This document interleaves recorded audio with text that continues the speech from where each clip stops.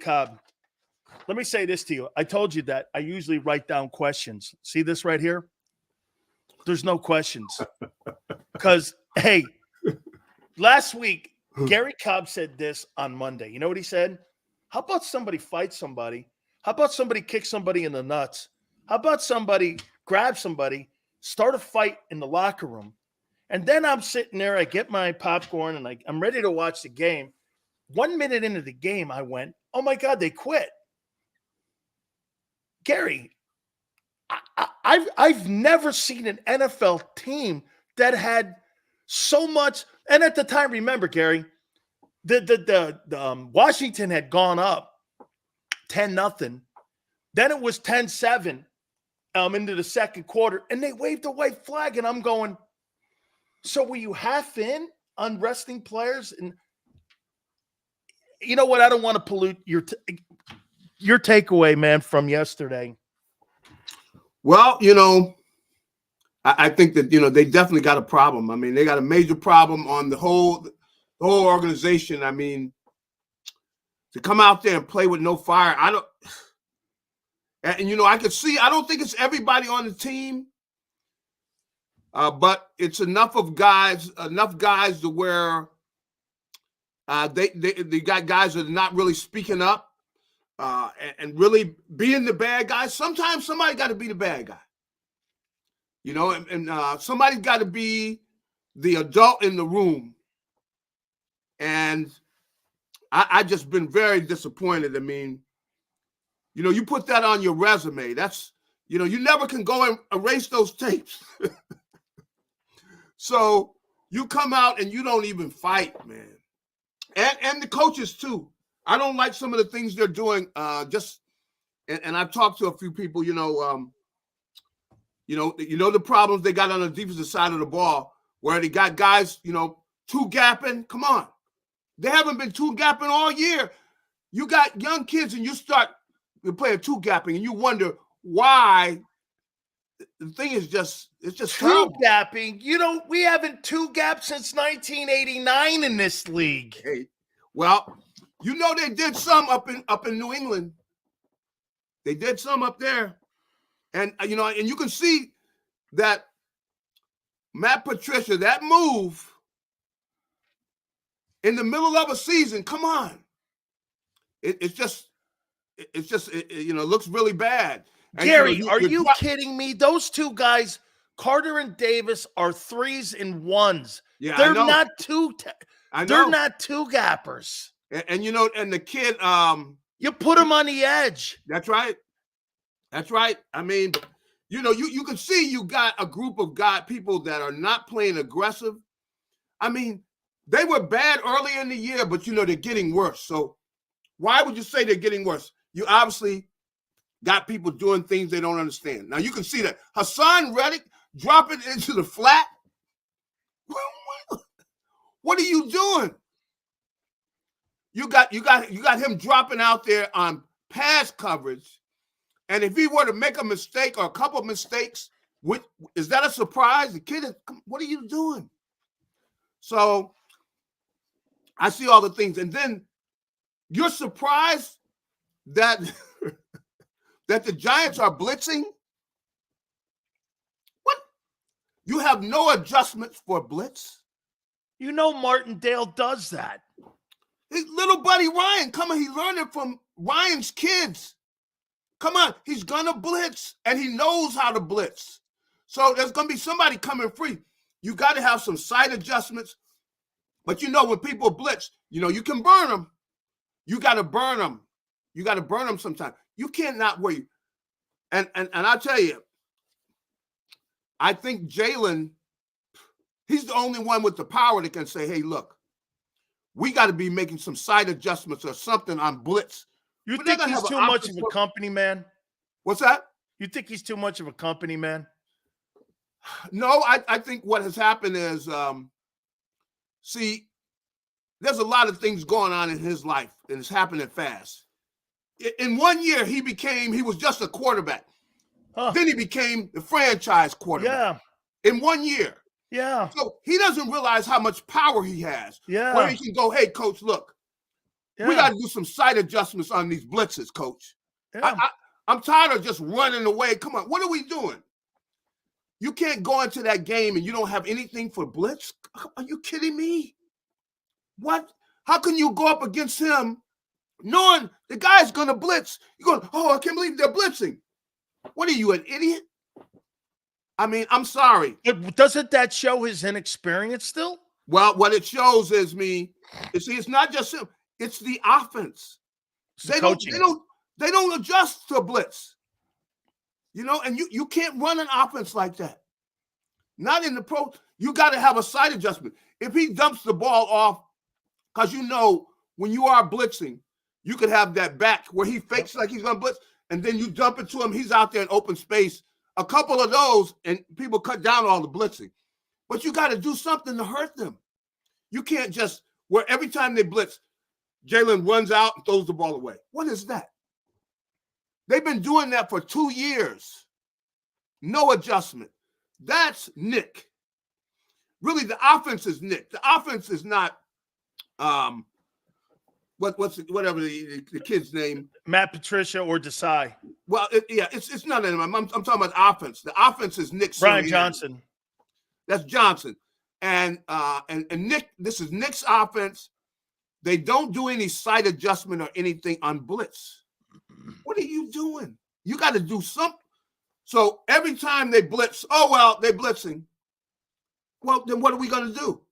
And see, the only person that could change that, you know who can change that, is Jalen. He goes in there and says, okay, coach, we got to do something with this. And you can see, he sees the blitz is coming, but they got nothing they can do. He doesn't have time to sit in there to get rid of the ball. But anyway. I think you brought something up, Gary, that I hadn't thought about, that we all took for granted, that you know as well as I do, something that even hurt me, and I never thought it, but guys like you were able to become professionals early and knew how to play the room. When you give a guy, after 1 year, $250 million, Yep. You name him the face of the franchise. Shit, he just got named starter. That's right. Then you push all this on him. Boy, that mentally, it's a lot. I don't think people understand how much that, because it becomes overwhelming. Yeah. And understand, you know, you're here in Philly.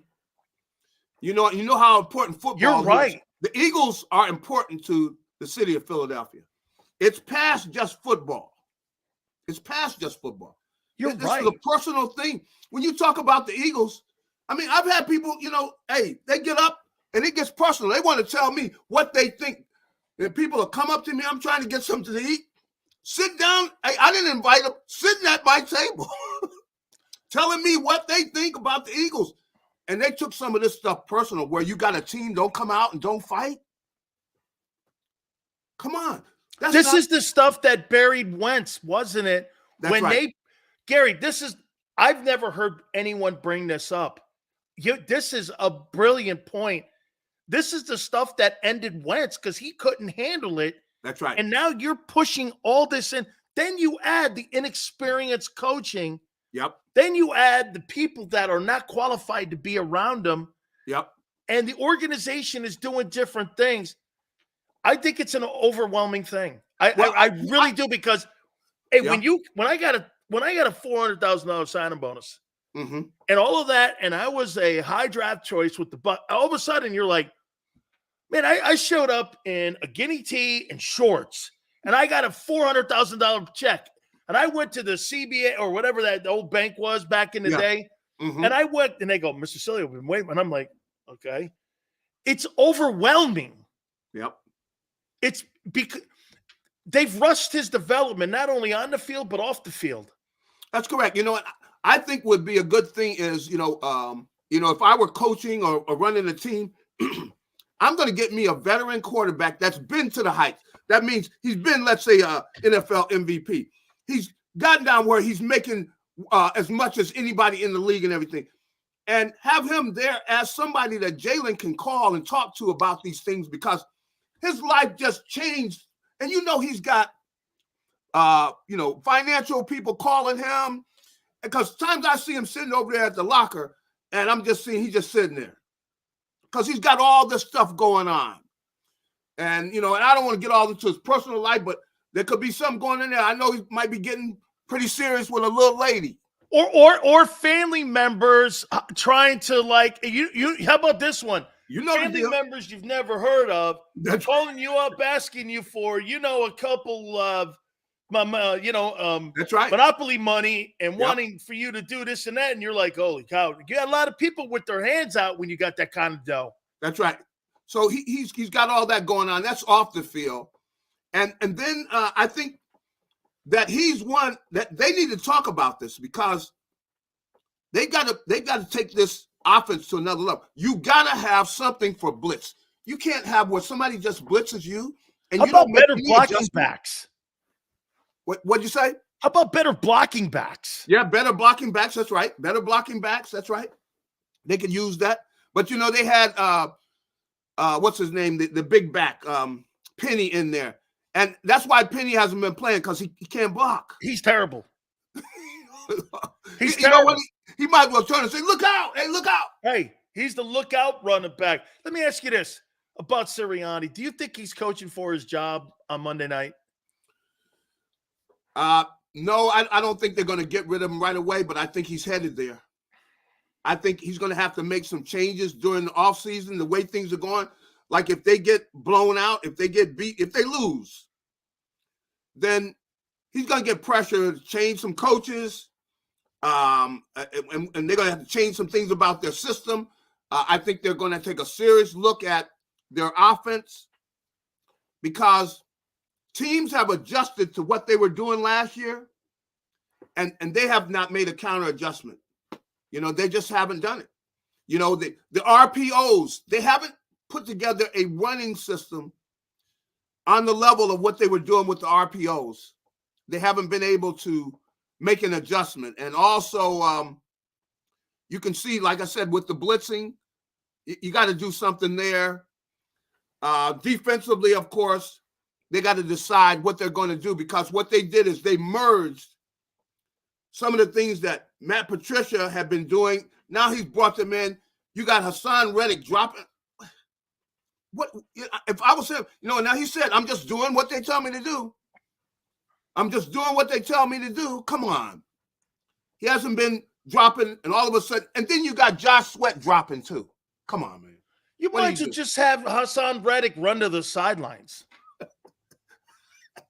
I mean, he can't cover. Nah, you know, he hasn't been doing this. Dude, that guy, to me, wind him up and let him hit quarterbacks. That's right. That's what you want to do. You know, and what they have done is they've got these guys playing so passively because they're thinking, see? And I know Matt Patricia, he didn't mean any harm, but he's coming in, he's put his hands on what they're doing, and you can't be changing this late in the season. I'm sorry. Worse. Can't do that. It's worse. It's worse. It's worse. And so that's why, you know, I would hope they would win a game, but do I think they're going to win a game? And it doesn't look good. I'm going to show you something here. You know, it's crazy, Gary. Everyone's like, well, you know, the Bucs only won that game like 9-0. And I'm like, okay, well, let me just put this out there. Before you guys start, you just lost to 2 teams in 2 weeks with a combined record of 8 wins.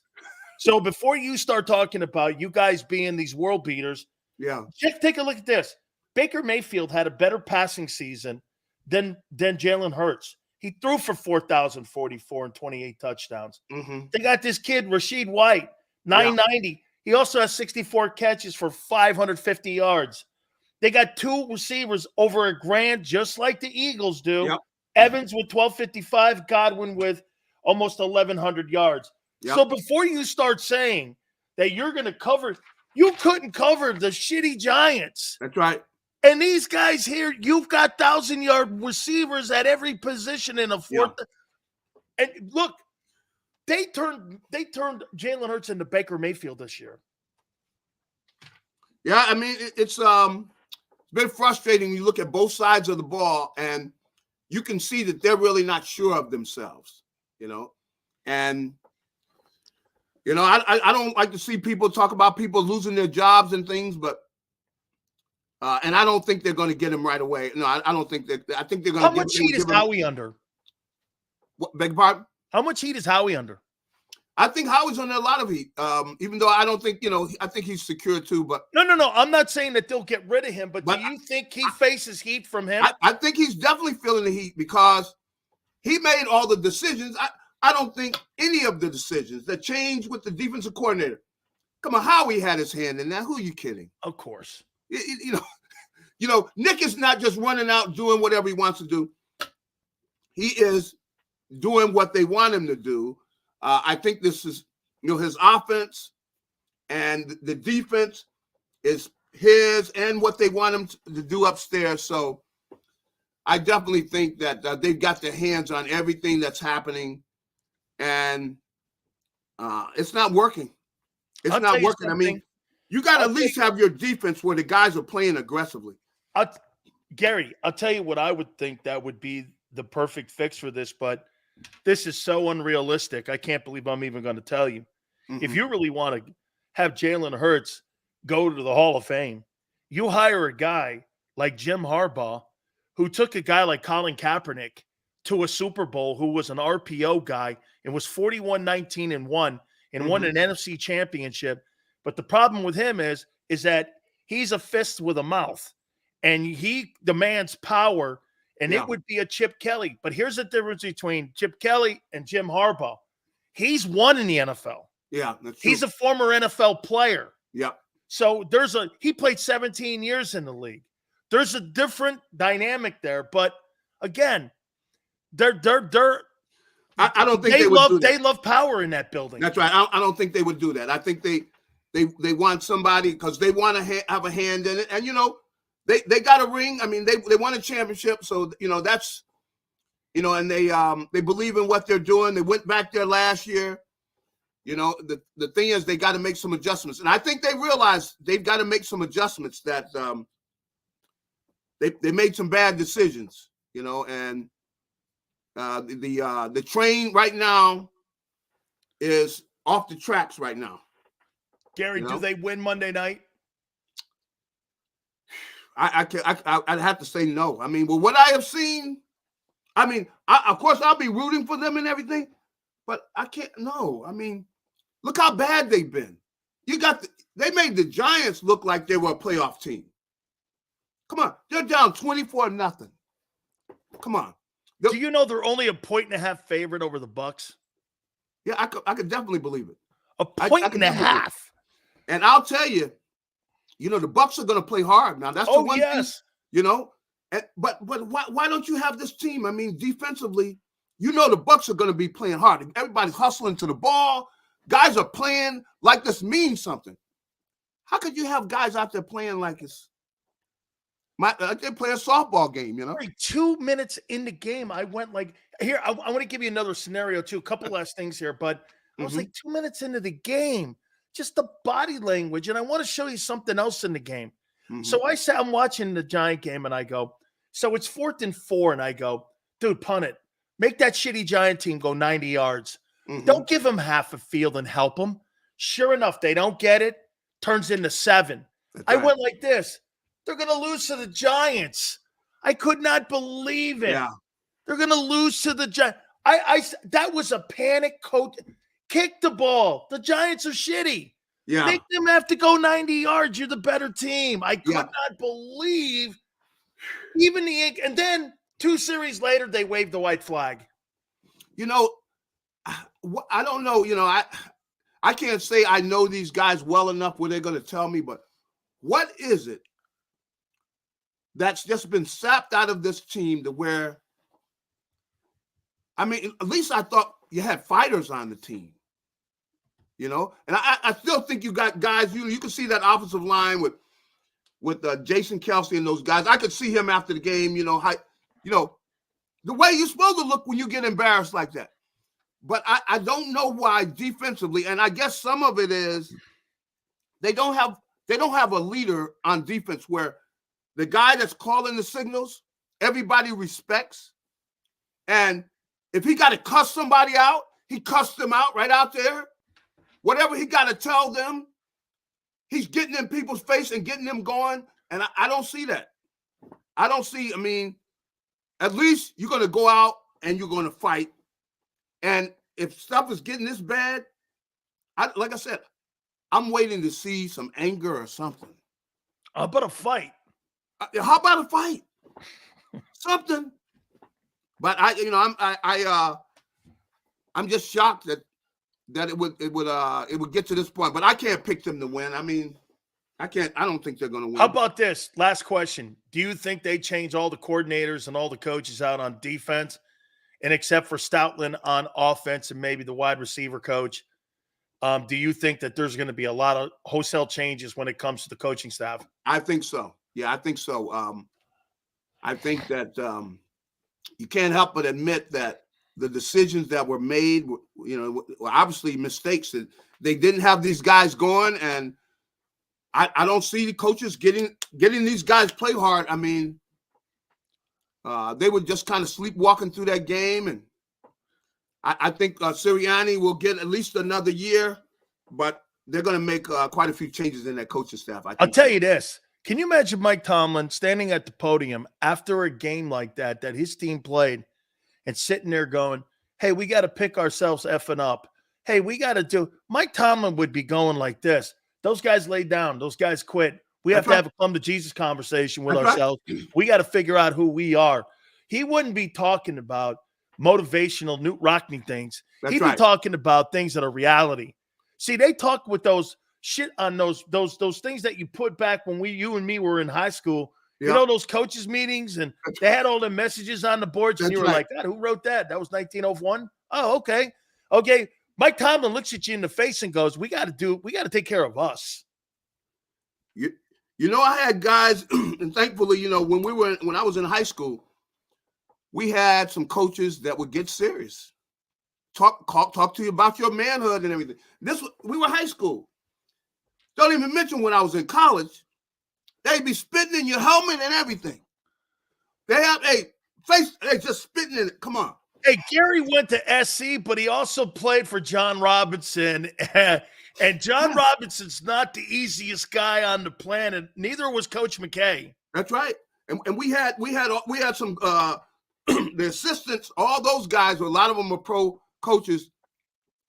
Man, if you don't think they would let us know, if you're out there and you're not hustling, first of all, you're not going to be playing because they got a list of guys out there that can play that ain't even got a chance to play. So if you get out there, you're going to play hard. And I think, the guys got to demand that. And some of the older guys on that team, they got to get in some guys' face. If you got a young guy, look, you can't make it too complicated where a kid doesn't know what he's doing. But other than that, if I see you loafing, me and you are going to fight. We're going to fight right in here. I have to ask you. That's what it's got to be. I have to ask you on the way out. How many games did you lose at SC? We must have lost about I guess about 8, something like that. That shot, really? Yeah, we did. Yeah. Surely you had an undefeated in there somewhere. Yeah. Well, but yeah, we really should have won 2 national championships, but we won 1. But we had some good teams. Hey, I was 33-1 regular season at Miami. That's pretty good. That's pretty good. From the same. We're from the same bloodlines, man, in Stanford. Yep. I love you, man. Thank you so much, Garry, for doing this. No problem, and I tell you what, boy, I hope these guys wake up, man. I hope they wake up. They sure do, man. Their career can go by fast. Absolutely, Garry. I appreciate it. Thank you, Garry. All right, have a good one. You got it, Garry Cobb. Please hit the like button. Keep it here, National Football Show.